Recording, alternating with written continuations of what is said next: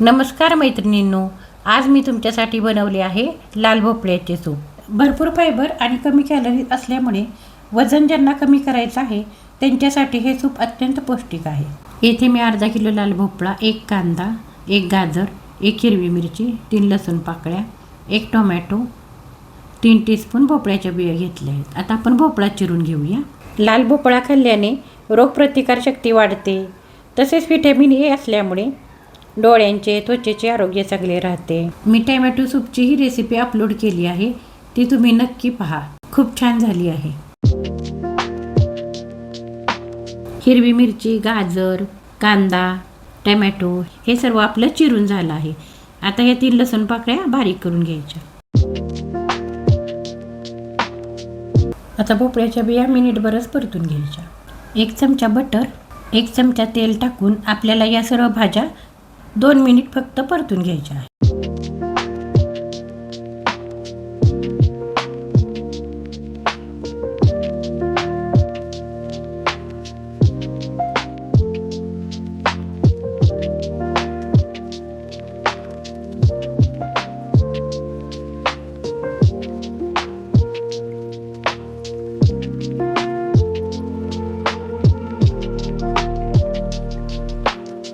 Cooker झाकून आता एक दणदणीत वाफ आणायची।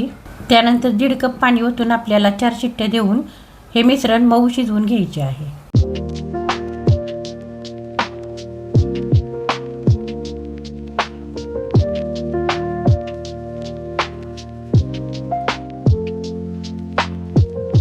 असं मऊ शिजवून घ्यायचं। हँड ब्लेंडरने हे सर्व मी बारीक करून घेते, तुम्ही मिक्सरवर केलं तरी चालेल।